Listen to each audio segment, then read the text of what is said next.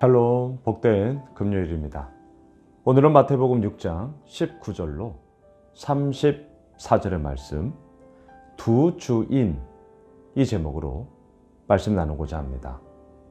여러분, 두 주인, 참 역설적인 말인데요. 두 주인은 있을 수 없습니다. 개념적으로도 주인이라 함은 나의 삶을 다스리고 나의 모든 주도권을 가지고 계신 그 어떤 이잖아요. 근데 어떻게 두 주인이 될 수 있겠습니까? 한 주인이 될 수밖에 없는 것이죠. 여러분 24절을 보세요. 한 사람이 두 주인을 섬기지 못할 것이니 혹 이를 미워하고 저를 사랑하거나 혹 이를 중히 여기고 저를 경히 여김이라. 너희가 하나님과 재물을 겸하여 섬기지 못하느니라. 그렇습니다. 한 사람이 두 주인을 섬길 수 없습니다. 아니, 그렇게 성립이 되지 않습니다. 이것을 사랑했다면 저것을 미워하게 될 것이고요. 이것을 소중하게 여겼다면 저것을 가벼이 여길 수밖에 없는 것이죠. 너희가 하나님과 재물을 겸하여 섬기지 못하느니라. 두 주인이 있을 수 없고요. 우리에게는 한 주인만 있게 되는 거죠. 그리고 오늘 이 말씀을 통해 우리에게 도전하는 것은 무엇입니까? 너희의 주인은 누구냐 이거죠. 여러분, 우리의 주인은 누구입니까? 우리의 주인은 누구예요? 하나님, 재물, 이 돈의 이야기. 예나 지금이나 그리고 앞으로도 우리들에게 끊임없이 도전되어지는 그러한 질문이 될 것입니다. 우리의 주인은 누구입니까? 제가 왕왕 드리는 말씀이 있잖아요. 하나님을 사랑하고 재물은 사용해야 합니다. 하지만 이 사랑의 대상과 사용의 수단이 뒤틀림으로 인하여서 우리의 삶에 얼마나 많은 무질서함이 일어나던가. 사랑해야 할 하나님은 사용하는 수단으로 전락해버리고 사용해야 할 돈은 사랑하는 대상으로 또한 바꾸어 버림으로 말미암아 얼마나 많은 무질서함과 또한 이 땅의 혼란스러움과 어려움들의 이야기가 얼마나 많이 있던가. 여러분, 교회는 어떻습니까? 우리의 삶은 어떻습니까? 진짜 내 마음 깊은 곳에 과연 무엇이 있습니까? 저도 늘 이 싸움 하는 것이거든요. 19절을 보세요. 너희를 위하여 보물을 땅에 쌓아두지 말라. 거기는 좀과 동록이 해하며 도둑이 구멍을 뚫고 도둑질 하느니라. 20절. 오직 너희를 위하여 보물을 하늘에 쌓아두라. 거기는 좀이나 동록이 해하지 못하며 도둑이 구멍을 뚫지도 못하고 도둑질도 못하느니라. 우리가 익히 잘 알고 있는 말씀이에요. 보물을 땅에 쌓아두지 말고 하늘에 쌓아두어야 한다. 자, 이것에 대한 실질적인 적용, 이 말을 들었을 때 우리 무슨 생각합니까? 아, 헌금 많이 해야 되는구나. 그리고 선교, 구제, 긍휼 그렇게 나누면서 함께 가야 되는 거구나. 예, 맞는 말이죠. 맞는 말이에요. 하지만 제가 이렇게 한번 질문해 볼게요. 좋은 곳에 내가 여행 가는데 돈 쓰는 거는 안 됩니까? 예쁜 옷, 좋은 옷, 내 마음에 드는 옷 사 입으면 안 되나요? 맛있는 맛집에 찾아가서 외식하고 그렇게 시간 보내는 거는 안 됩니까? 우리 아이들 또 뭐 어떻든 좀 더 나은 환경에서 이왕이면 다홍치마라고 뭐 이렇게 돈 벌어서 또 학원도 보내고 뭐 뒷바라지도 하고 그렇게 아이들 양육하잖아요.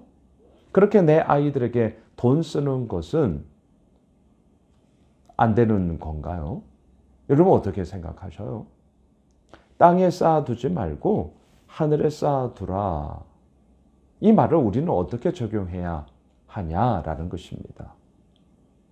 결론부터 말씀드리면 방향 싸움이에요. 방향. 자, 이런 거죠.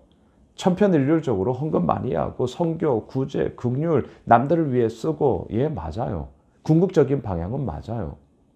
하지만 그 방향으로 나아가기 위해서 우리는 이 땅에 유한한 몸을 입고 유한한 시간을 살아가고 있는 존재라는 것을 아셔야 됩니다. 그렇게 가기 위해서 나에게 소위 투자하는 것 중요합니다. 여러분, 대한민국에서 정식 교육을 받아 목회자가 되는 거, 저 학부 4년, 신대원 3년, 그리고 이것만인가요?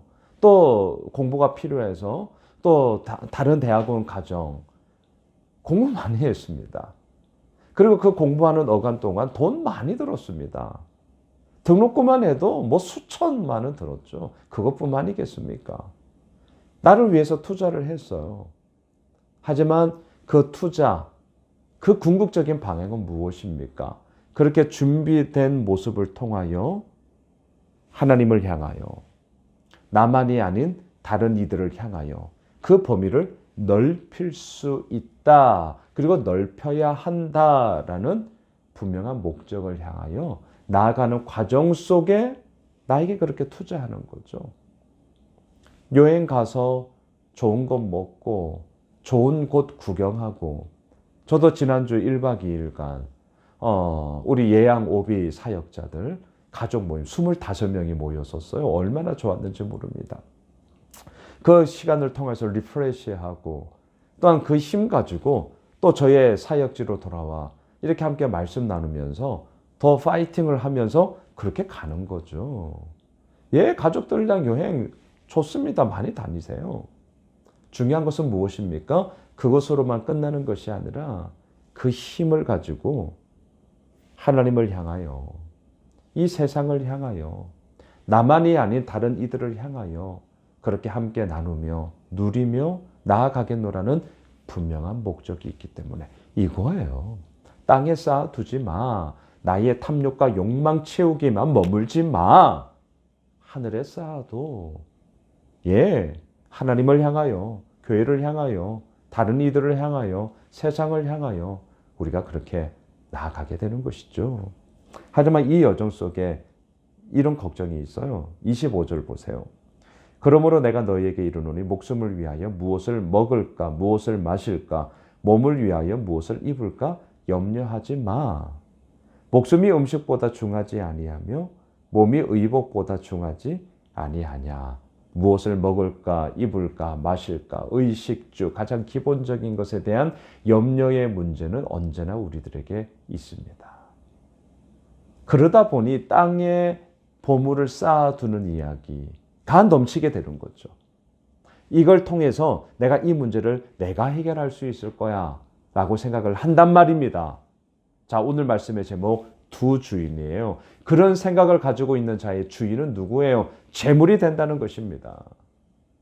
돈이 많으면 이 모든 문제를 다 해결할 수 있습니까? 그렇다면 대재벌, 뭐 그렇게 속 시끄럽게 서로 싸우고 그렇게 삶의 불행함, 심지어는 목숨을 스스로 끊기까지 왜 그런 일을 하는 것입니까? 명확하게 우리에게 보여줍니다. 우리의 주인은 돈이 될 수 없다는 거예요. 잊지 맙시다. 돈은 사용의 도구, 수단일 뿐이죠. 오늘도 우리가 고백해야 할 우리의 참된 주인은 누굽니까? 지금도 살아계셔서 우리를 이끄시고 우리와 함께 하시는 하나님뿐임을 믿습니다. 그 하나님께 나의 모든 마음을 내어 맡기는 거죠. 그래서 33절을 보세요. 그런즉 결론입니다. 너희는 먼저 그의 나라와 그의 의를 구하라. 그리하면 이 모든 것을 너희에게 더하시리라. 너무나 잘 알고 있는 말씀. 너희는 먼저 우선순위죠. 우선순위. 그의 나라와 그의 의를 구하라. 왜요? 우리의 주인은 하나님 한 분뿐이시기 때문입니다. 하나님의 나라, 하나님의 의로움. 그 하나님의 나라가의 역사하심을 우리는 오늘도 바라보면서 의로움 뭐예요? 예수님의 육신의 아버지 요셉 기억나시죠? 의롭다 함은 하나님의 말씀을 따라 행하는 것. 하나님의 말씀을 따라 오늘을 살아가는 것. 이게 그의 의를 구하는 것입니다. 말씀을 정리하겠습니다. 두 주인 사실 아닙니다. 한 주인밖에 없어요. 하나님뿐이십니다. 그러하기에 먼저 하나님의 나라, 하나님의 의로 그 말씀대로 우리가 살아가고자 몸부림을 칩시다. 그 가운데 하나님은 약속하십니다. 이 모든 것을 너희에게 더하시리라. 무엇을 입을까, 마실까, 먹을까, 어디에 거할까 하나님 다 아셔요. 100% 오르신 하나님께서 가장 최선의 모습으로 우리들을 이끄십니다. 그 하나님을 바라보며 오늘 금요일 날 힘차게 나아가게 되는 우리 모두가 되시길 주님의 이름으로 축원합니다. 기도합시다. 하나님 그렇습니다. 하나님만이 우리의 주인입니다. 두 주인 있을 수 없습니다. 재물은 사용하는 수단일 뿐입니다. 주님, 그 주님으로 인하여 이 모든 것을 더하시는 하나님의 손길 가운데 우리 모두가 함께 온전히 거하는 그리함으로 내 삶의 주인이신 하나님의 기쁨을 위하여 오늘도 마음껏 달려가는 저희들의 복된 인생 되게 하여 주옵소서. 예수님의 이름으로 기도드리옵나이다. 아멘. 오늘 말씀 붙잡고 우리 가지고 있는 기도 제목 가지고 계속해서 기도하겠습니다.